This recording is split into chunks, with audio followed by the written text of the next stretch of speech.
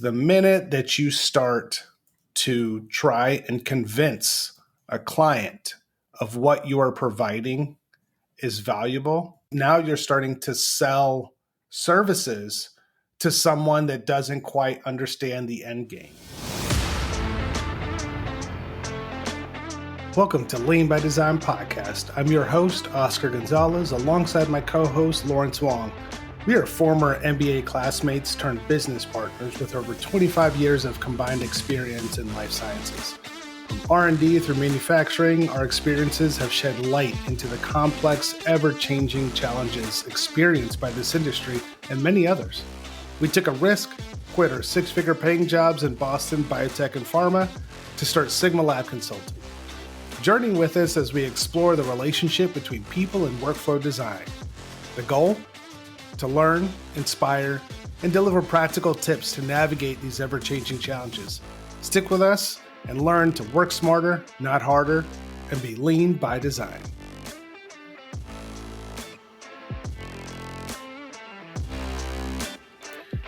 It's been 1 year since we've started operations with Sigma Lab Consulting. In today's episode, we reflect back on the past year and discuss memorable client interactions, explore how our efforts have aligned with the initial vision, what we're excited about in the near future, and how that work-life balance has been molded over the last year. If you're considering starting your own business or moving into consulting, we discuss learnings from this first year in operations. So stick around. All right, so I guess the first thing is, we were actually texting each other last night about, thinking of a memorable moment that you had with a client that helped the brand or client base. And I think I can share first this most recent project I think has had a very good impression as far as, you show up and then you kind of understand like what's going on with the different stakeholders, and you're just trying to understand the reality against the proposal, because not everything on the proposal is going to map out in real life, and nothing is ever perfect. So, I spent some time to draft up a process map and then presented it to the team, and the feedback was, wow, this is super clear and concise, and this is very streamlined. And, the only thing I said was, yeah, this is what we do. This is what I do. This is what Sigma Lab Consulting does. And we're all about being able to map out, where you're going from A to B, and just to highlight, this is the most efficient way to get there. And then just trying to make everybody understand it doesn't have to be as complicated as what your procedures say. It's really just what are the, first principles of whatever you're trying to do, and then just laying it out there. Because I think oftentimes people don't do that, and they go by the book, or they, go exactly for what the work instruction or the SOP says. And you really have to be creative in pulling out those pieces and creating your own map. And they were very impressed with that. And that's a signal to me to tell me that, hey, we're on the right path, and we're continuing to bring out this philosophy and not only, projects that I do, but also I'm sure you've kind of had that experience as well. Where do you think this complexity of these work processes? So again, what I'm hearing is we're talking about the moments that we have with a client that spark a change in what we initially thought going into that client, that contract, going into that work. Where do we think that complexity comes from in these processes that people are working on day in and day out? I think I don't know if it's complexity, but sometimes if you're staring at something for so long, you don't really have an outside perspective from somebody else coming in with fresh eyes. And I think that's something that, a lot of organizations would benefit from is, there's a way of doing things in the company. And then when somebody new comes in, they go, well, that doesn't make sense. But oftentimes that's not said amongst the group, because, this is always how it's been done, and this is how so-and-so does it. And, when somebody new comes in, like, either one of us, where we have the experience and expertise to say, Yeah, I can see how you would want to do that to achieve whatever you want in your process, but that won't work because of A, B, and C, and these are the things that we have seen work. And just helping people get out of their own way, I guess, is what I'm saying. Yeah, I hate to use the word or the coin, the phrase over engineered. And I think sometimes we fall into that, not by really any, just fault of being humans, where we have this not only just a pride in what we do, but we have such a deep level understanding. What you're describing uh, reminded me of a podcast, Christo Future podcast, and he had a guest that was talking about communication and how some of the best communicators are comedians, because the best communicators are ones that understand something so deeply that they can explain it simply. And they used stand-up comedians as a reference because they're taking everyday life, and many occasions everyday life that are riddled with complexities of what's going on in that family's life, what's going on, with that person's job or relationships, or et cetera, and creating such a simple analogy for it with laughter and the challenge that takes. And I think what I heard you describing, and I've seen it as well in with my clients, is trying to take something that is so complex and start to pull out the things that are not quite adding value into that chain. It may be an extra approval. Well, we already have two approvals that go up to that space. Can we make adjustments into those requirements? Or even bringing in new pieces of equipment or new other resources, people even, and going, well, what does this mean for these workflows that we do day in and day out? How do we maximize the opportunities with the resources that we have? Yeah, I agree, and this we can probably go on and on about just the way that people get caught up in trying to overcomplicate things that really should be very simple.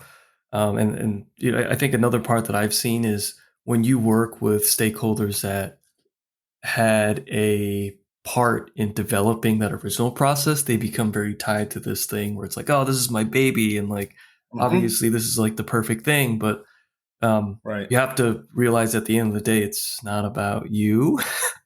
And it's about the broader team and being able to move the entire thing forward and not just you optimizing outputs for yourself, right? Because I think a lot of groups do that where they structure processes and they say, oh yeah, this is most beneficial to me. And then the people upstream or downstream are like, what the F? Like this doesn't make any sense for us.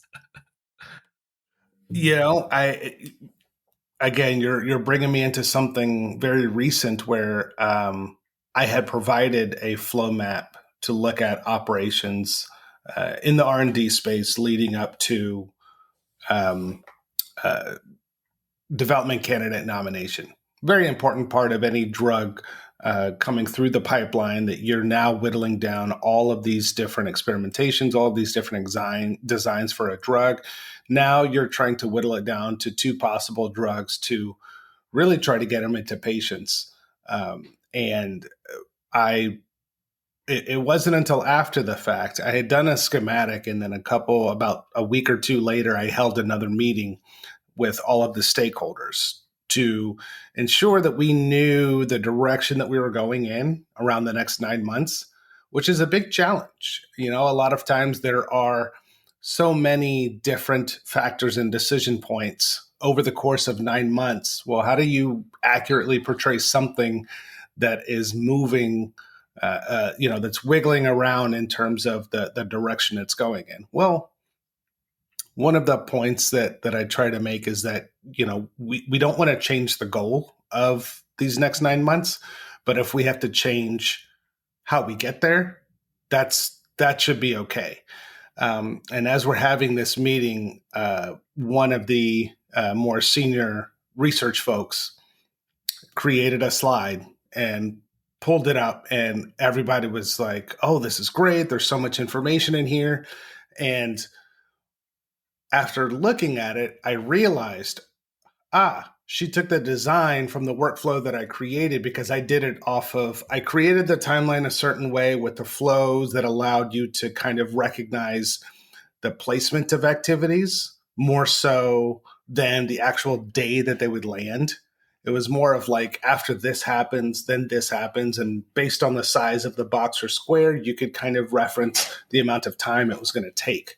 So with that in mind, I was able to see it, and I recognize it. And for me, that's me doing my job. That's me giving something to the client that absolutely there is no hard feelings, that, please take my design and take that as learnings. We want to know, we want you guys to know that you can look at the same problem, but sometimes looking at it as a Gantt chart isn't helpful. Sometimes looking at it in swim lanes doesn't always do it for you. So I think this level of creativity in terms of how do I look at this challenge differently is something that I've been experiencing as well, and really gives you an idea of sort of where the industry has remained focused, really on that execution and not really on the big picture.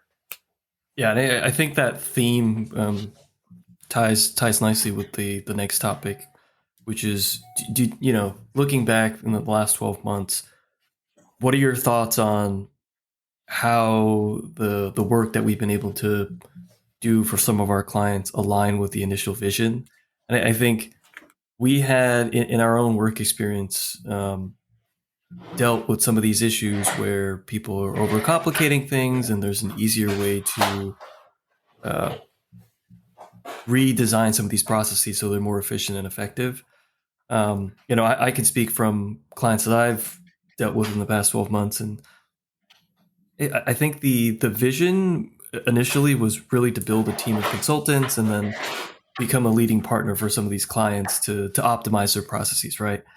I think we're still on the right track in terms of finding the market value for our services. I think there's still risk in timing these projects, especially because of our capacity. Right. Yeah. It's only two of us, so there's only so many hours in the day and so much work we can do. And I knew that going in, and so I'm curious to see what your thoughts are for what you thought this was going to look like uh, from the perspective of 12 months ago to now. 12 months ago to now, and the vision changed from years ago to 12 months ago, and then again from 12 months ago to now. For those that aren't aware, Lawrence, my co-founder, and I, we met during our MBA. While we were working toward our degrees, we took a course that was on entrepreneurship and starting a company. And so we put together all of our ideas, and this one sort of molded and flexed a couple different directions, really giving us some opportunities, I think, to pay attention to the industry, to the workforce, and understand what might be the best solution moving forward.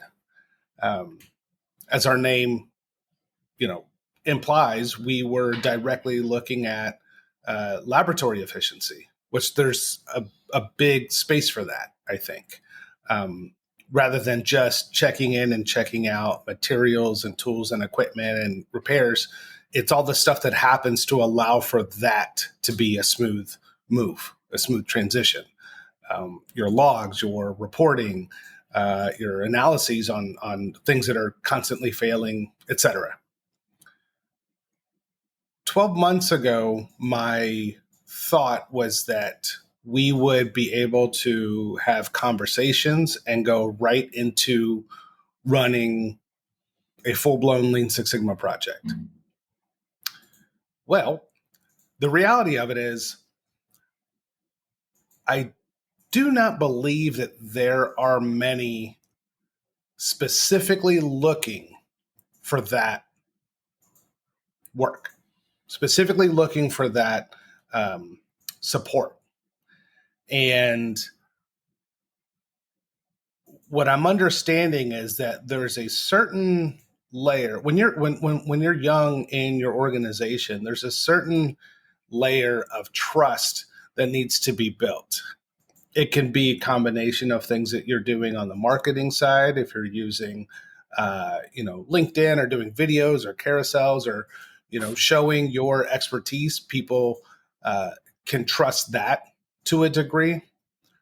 People that are in your network will trust that, but the work doesn't always come directly from your network. Early on, it's the word of mouth when we're not doing the email workflows, or we're just sending cold emails and cold calls to everybody trying to get some additional work. Much of it has been word of mouth. So 12 months ago, that idea was quickly extinguished in a way. I started to recognize that we needed to build a foundation with the clients that we were working with. We have a couple that have been repeat for a number of months over more than one contract. So that has really provided insight into what is working and what isn't working.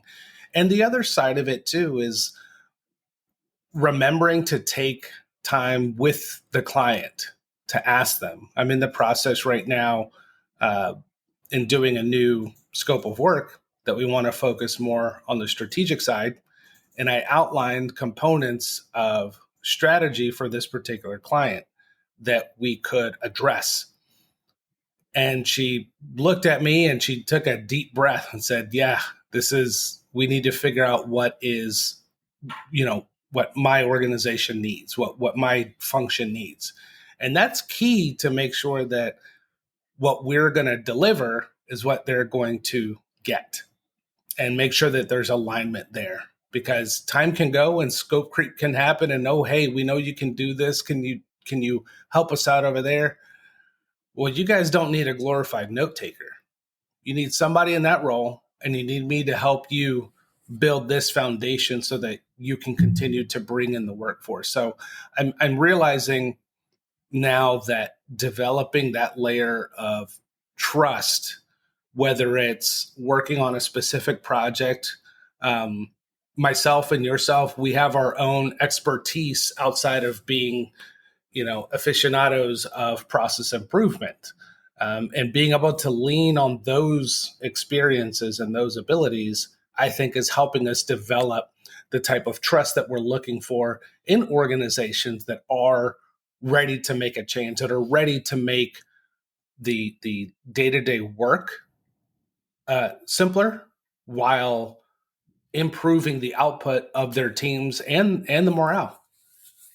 Yeah, I think you're right with our clients not particularly labeling some of the projects that we're doing as Lean Six Sigma. I think we're still using a lot of the same tools in a sense to not only achieve whatever the process is supposed to do, but also find ways to improve their internal process while you're trying to optimize for whatever the business outcome is, and either you're trying to speed things up or you're trying to do things with less cost. There's still a big need for that, especially in this economic climate now where interest rates are high and there's been a lot of layoffs this past summer. And so companies are finding a way to achieve those cost savings, but they're not saying, hey, we need a Lean Six Sigma project to improve our process. They're saying, we have this problem and we're really looking for an individual that we can develop a trusting relationship with to recognize where the pitfalls and bottlenecks are using their own experience and expertise. And also we want to do this in the next like whatever 12 6 to 12 months. um Right.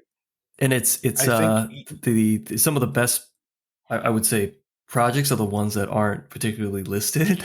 It's the ones that you have these conversations with clients, either at a networking event or a previous coworker, and you say, well, like, what are you struggling with, and what happens if you do nothing, and trying to understand like what they're really struggling with, and then us either recommending, hey, we can either help you, or you would benefit from doing X, right?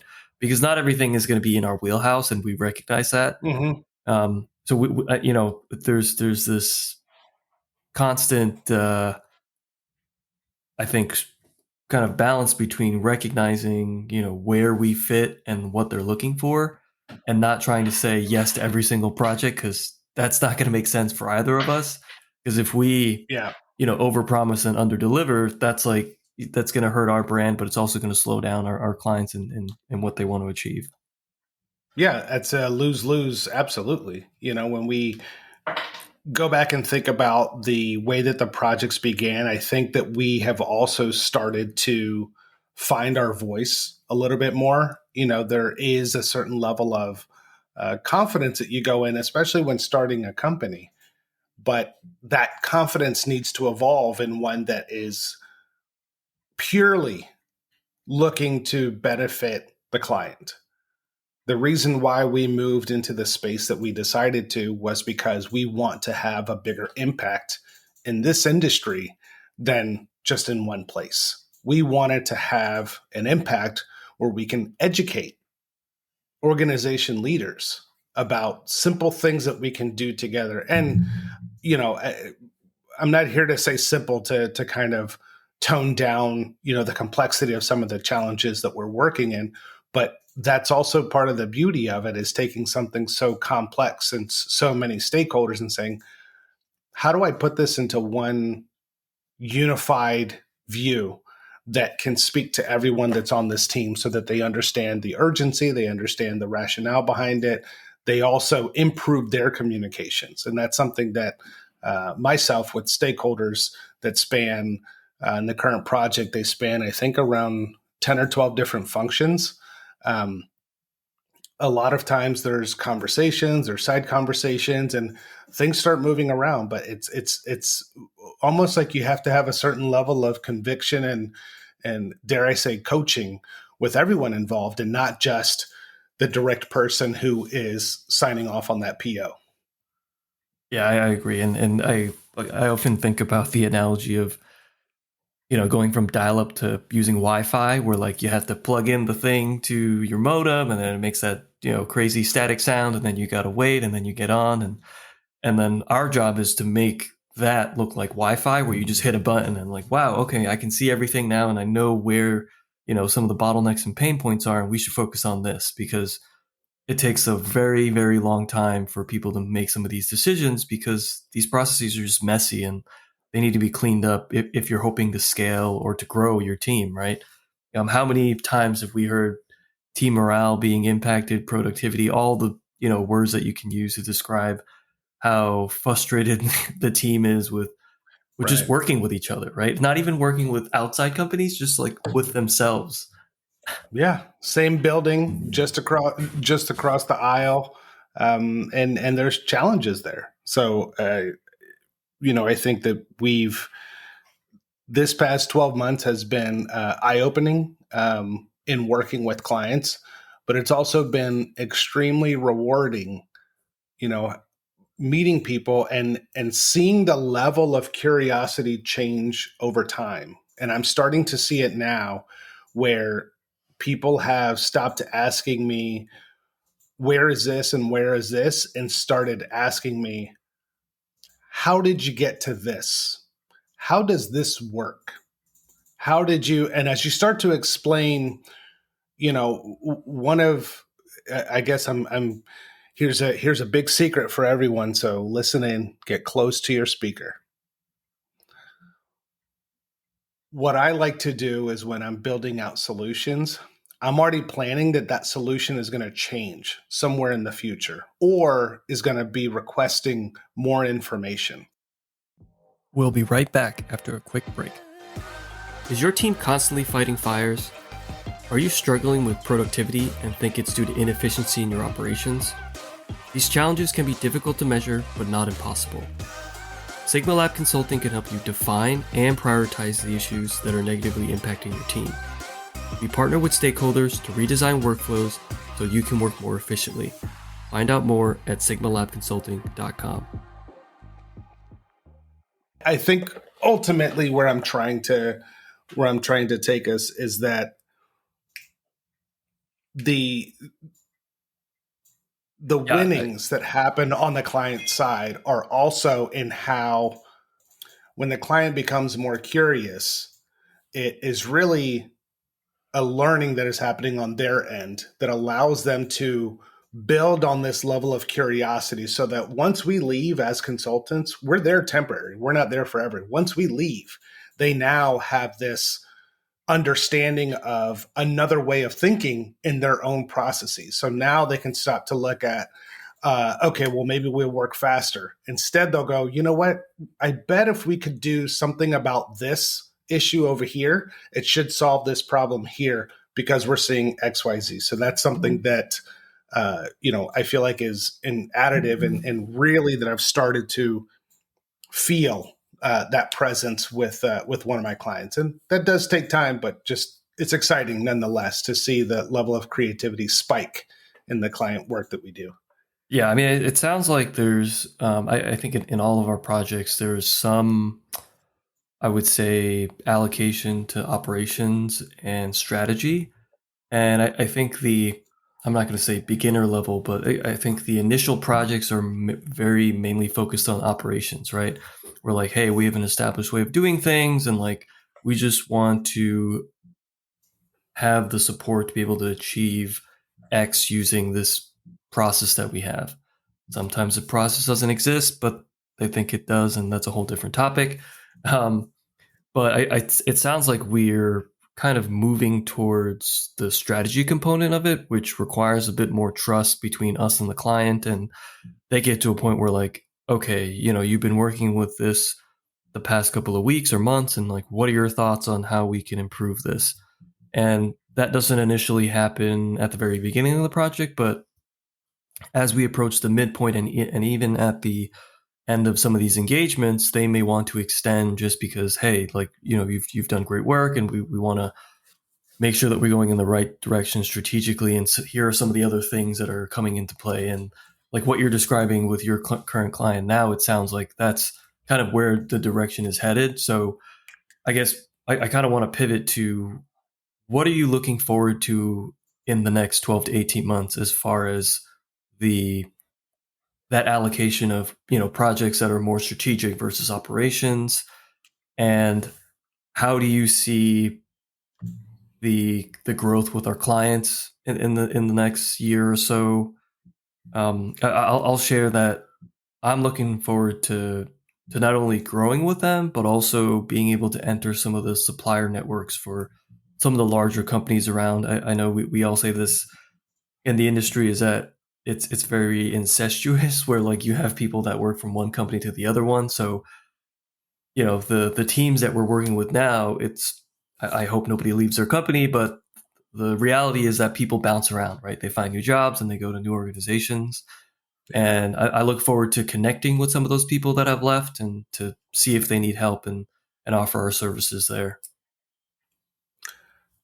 You're describing something, that is an ultimate goal, not just in the next 12 to 18 months, but something that extends beyond that creates a longevity for what we're trying to build. And that's, the way I see the work that we do is almost like creating these little ambassadors. To your point, there are a number of startups that come up and they get funding. Some do well, some don't do so well. Sometimes strategies shift that organization. So you're right. There's a lot of moving and bopping around of people at different organizations. It's unlike my father, who went 40 plus years at NASA where he did his internship. So the idea of even creating a job resume to him didn't even make any sense because I don't think he ever had to do one. So it was a very interesting conversation on that for another day. But the what I'm most excited about in this next 12 to 18 months is connecting not just with the current clients on a deeper level, but connecting with new functional leaders, new executive leaders that are ready to take a look at how their organization is functioning. Communication is a big part of it. So that's something that even I myself am personally working on and trying to continue evolving. I don't think that we would be successful if we stopped trying to learn ourselves. So ultimately, what I find us doing is spending a little bit more time educating and developing ourselves in areas that are adjacent to the work that we do, to allow us to kind of bridge that connection even deeper into the organizations. So, 12 to 18 months, sleep is going to be one of them.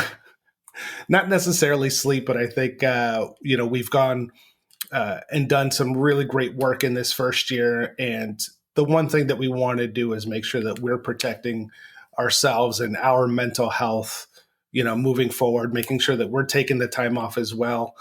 Because not only are we working with clients, but we're also running a business where we have to maintain, email communications. We have to maintain websites. We have to continue to build out the organization with employees, with how that works, and the lack of information that we've had previously on all of the nuances in starting a business.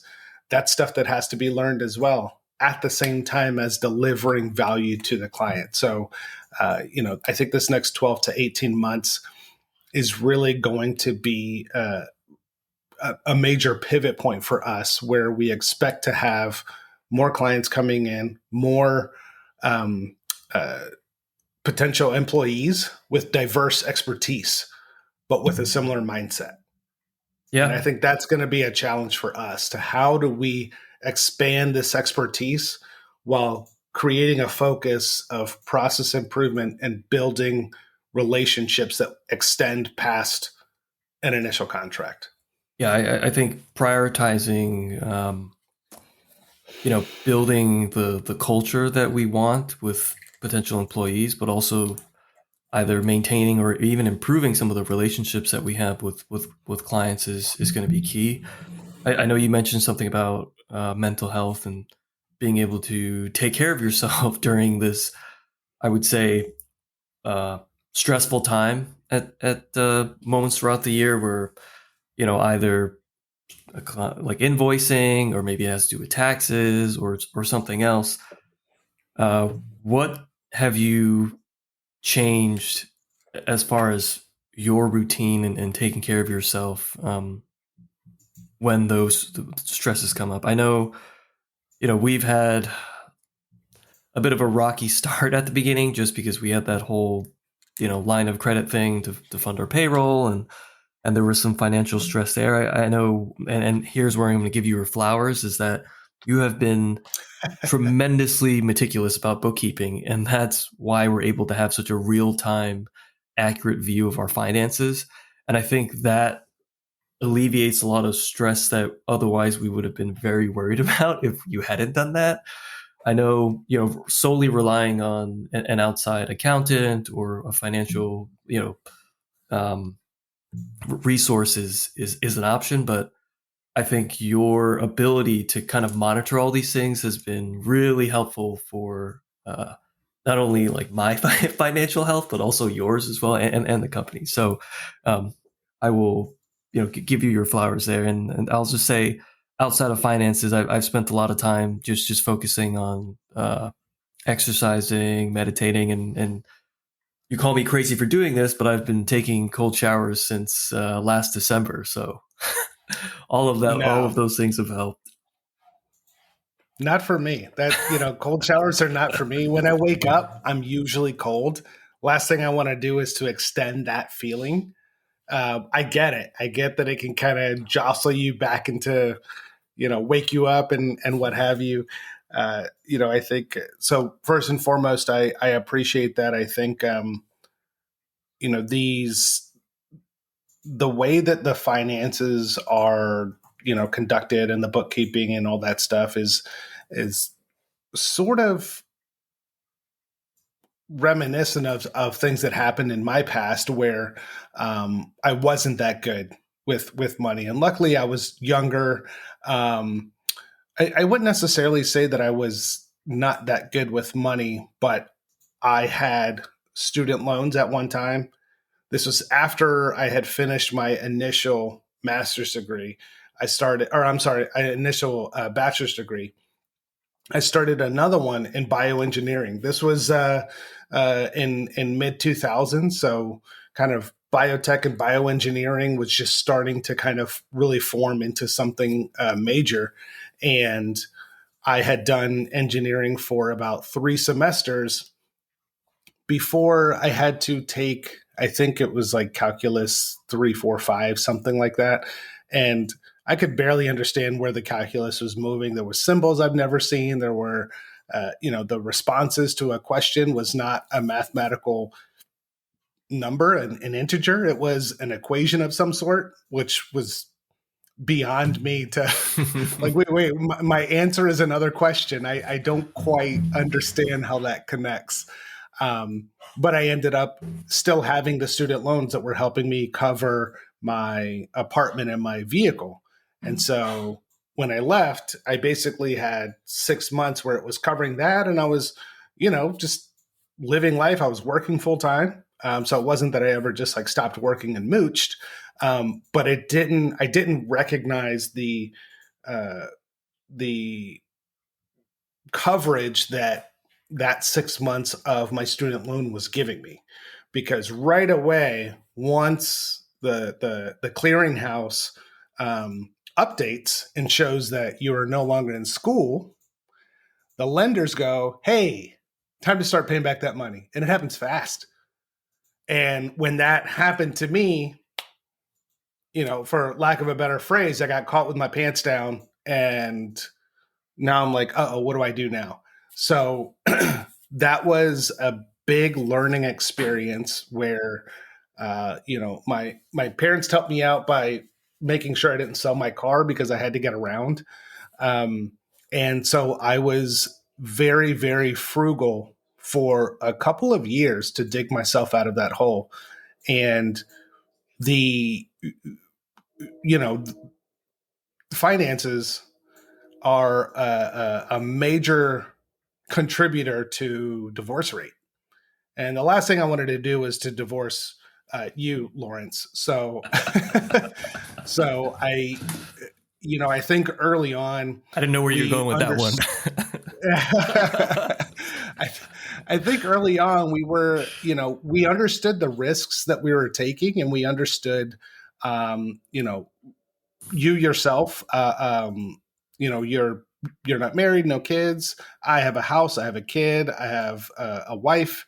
So part of me was looking at how do we best build this organization financially to give us financial security, so that, how quickly can we get to financial security? And what I mean is, how do we set ourselves up in the first 1 to 2 years where if something happens and either one of us either cannot get another contract or another client, or perhaps we're injured on the job, which we are fully insured. So if you'd like to work with us, we'd be more than happy to work with you. So in that scenario, we have the capital to back up and to take care of what we're trying to build here. And I think that we're in the right path now, that we can start to take on additional headcount in the near future. And with taking that additional headcount, we'll be able to really expand not only just our operations, but also expand our contributions into this space. So essentially, that's really where the financial aspect came from. Regarding my routine for myself, working from home and having a hybrid work pattern, I guess you can say, has been something that I think needs development in everyone's life. I think when you work from home, you have to understand what's at stake for you in your role, but also you're at home. You may have a family, you may have pets that you have to take out, you may have bills to pay and the like. And where we save money and time on traveling, especially being in the greater Boston area, there's also these questions of like, well, how much should I be sitting at my desk and how much should I be upstairs and how much should I do this? I think that routine, for myself has been more of communication with my wife on, I want to try to have this and the, times from here to here uninterrupted. I'm working on it, as you mentioned earlier, doing a lot of the work with the bookkeeping and things like that. There's a lot of company uh, work that has to happen, and I can't do it while I'm working on client stuff. So when does that happen? Usually in the mornings or toward the end of the day or during lunch. So it's really developing a routine that, at least for myself, manages the amount of work with the resources that we have, which at now is two and a half, with my wife helping out on some of the social media items and some general admin things. But there's so many things to it. I mean, we've seen already, as we're embarking on becoming certified as a minority business, the amount of documentation that we've had to provide to not only put that our company is in fact a functioning company with clientele, with money, with a bank account, but that we're minorities, which is insane to to think about. But there's so many little nuances that kind of are little speed bumps in your routine, and I think having the routine and the routine that I've been building and the routine that I've been building for myself, even when I worked in for organizations, is one where I expect interruptions. So I'm going to plan 80% of my day.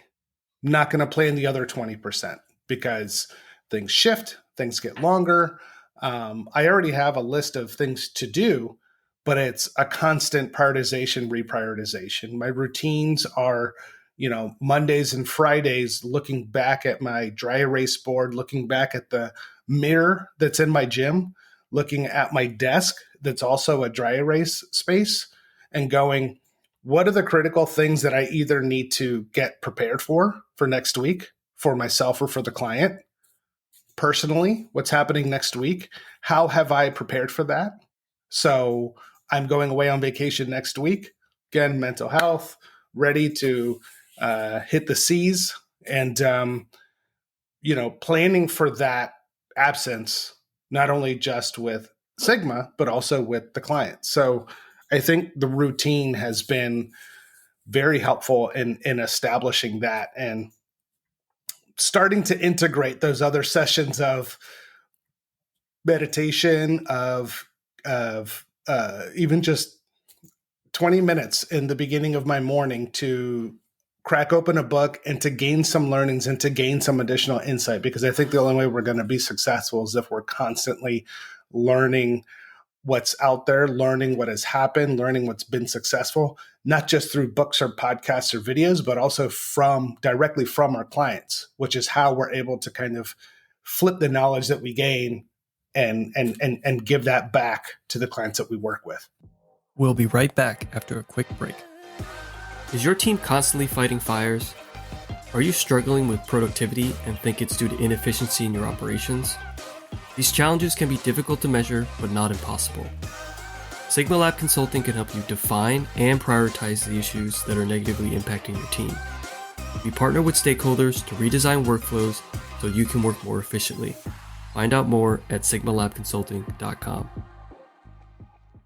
Yeah, I think we're constantly working on ourselves and also trying to adapt to the sometimes chaotic environment around us. And I like your point about, you talking to your wife about some of the things that are going on with the business. I think it helps that she's, a part of this now. And I know I spend a lot of time talking to my girlfriend about the stresses that I deal with, and asking for her opinion on things. And that certainly helped a lot. Just being able to know that we're not alone in this, just the two of us, that we have a really good supporting network, I think has been very beneficial in many ways. So I want to close out, this episode with advice that you would give to maybe somebody who's listening that wants to be a consultant in this space. What advice do you have for someone looking to do that? I know for me, and we had already touched on it, is, having the time to rest and reflect on not only the work that you're doing for your client, but also, how can you change the business, grow the business, run the business. Um, not every project is going to be the way that you imagine it. So you have to find a way to think about, okay, well, why isn't this working out, and what can I do? Is it something I can control? Having those conversations with yourself and your inner circle is going to be very important. And I know we've kind of dealt with this throughout the year, and we've contacted, I don't know how many people.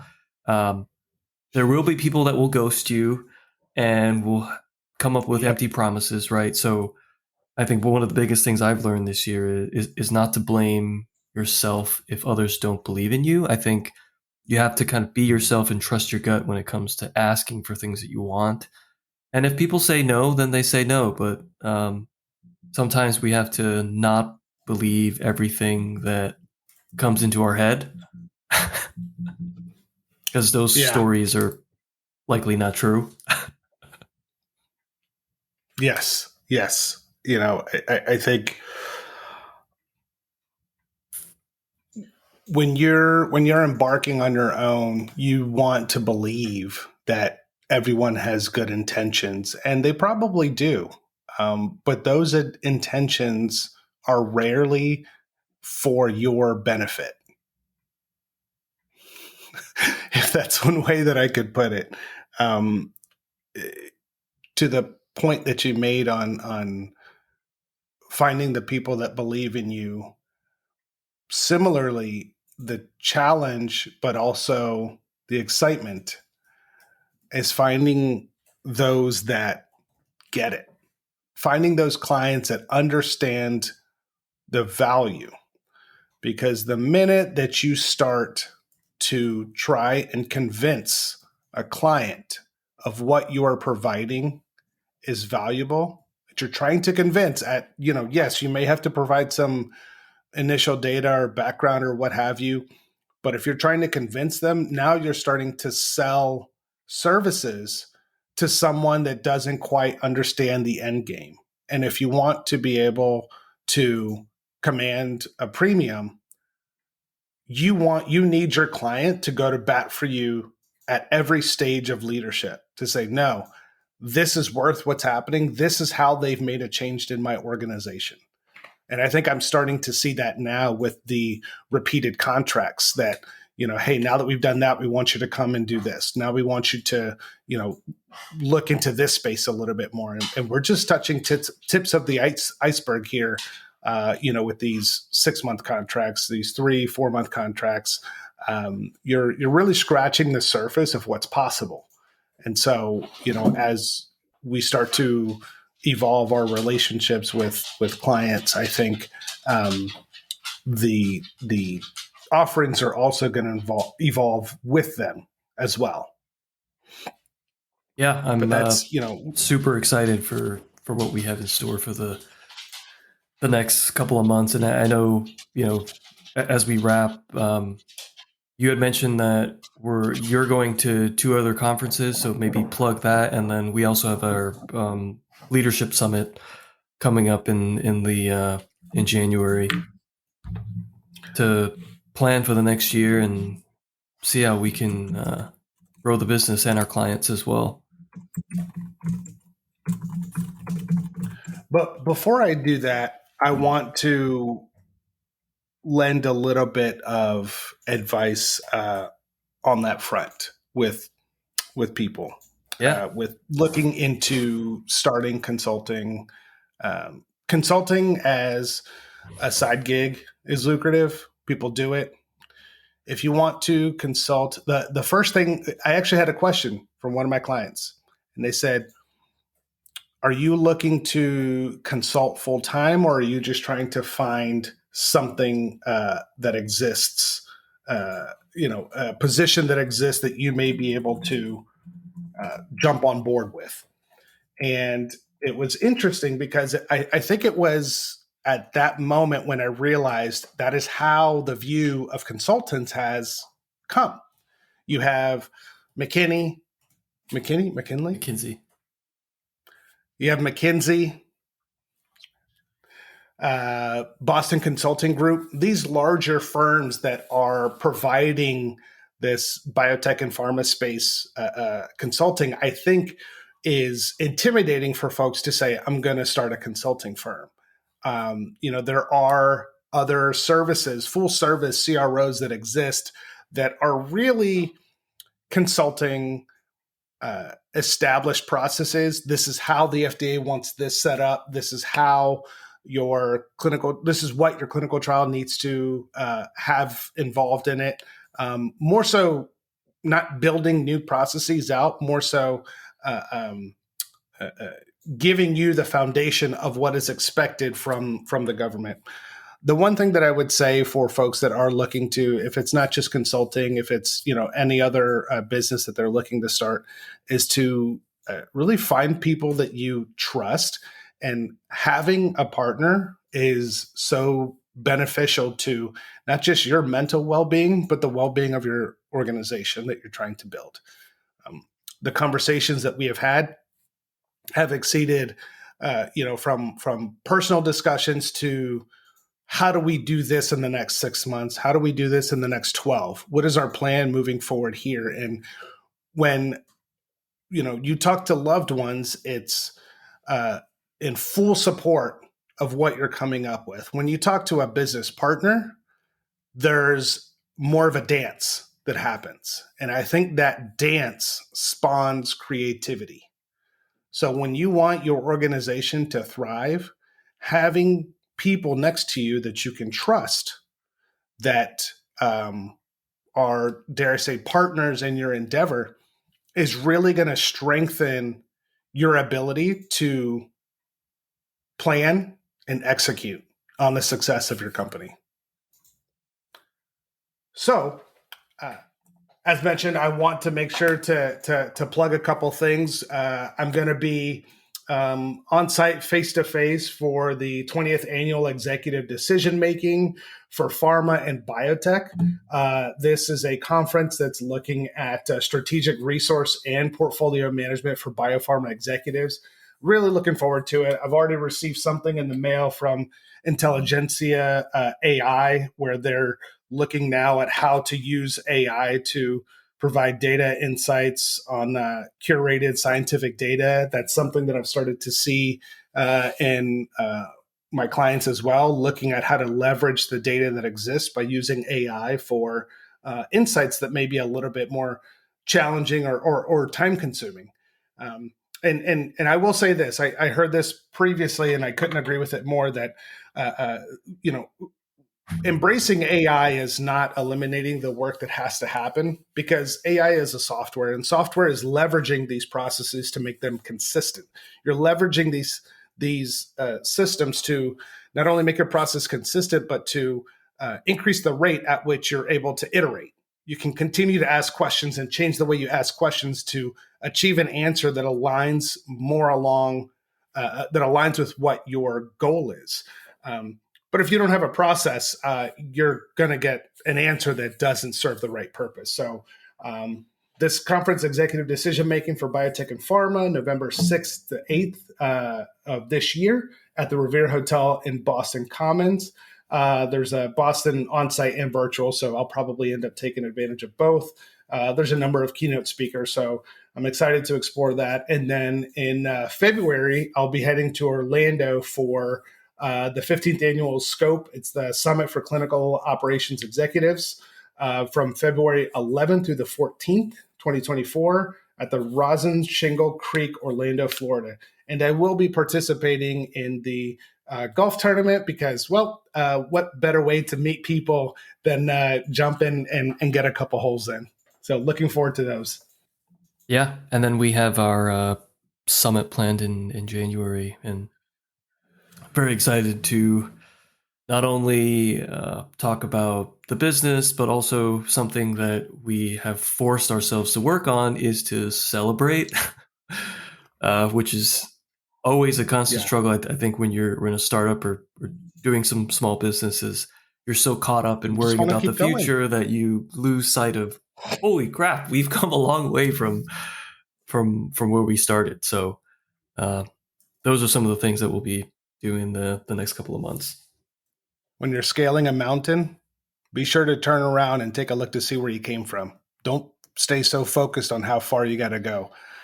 Sometimes I'm guilty at doing that. So we're excited. There's a lot of things for us in the near future, and we're going to continue to provide content, not just through the podcast, but also through videos. We're going to plug in all of that into the show notes, and appreciate everybody sticking around with us and hearing a little bit about this past year and what you can expect to see from us in the future. Thanks, Lawrence. Peace. Today, we've learned early on that client interactions can also be enlightening. Where we may assume the client we're working with has a subset of knowledge, it's important to bring them along for the ride. We may be surprised what we find to be new from their perspective. These client interactions can bend and flex into different directions, but the main goal is developing trust. Trust between you and your client. This trust will evolve your projects over time as you build your reputation and that of your organization. We mustn't forget to take time and reflect on our clients and on our progress in whatever fashion makes sense. We must surround ourselves with the people we trust and the people who challenge our way of thinking if we expect to become experts in our respective fields. Until next time, think smarter before you work harder. That's how you become lean by design. Thanks for listening. Don't forget to leave us a review, like, and share on Spotify, Apple, and Google Podcasts, or wherever you get your podcasts. And if you're interested in being on the show or becoming a sponsor, send us a message at leanbydesign@sigmalabconsulting.com.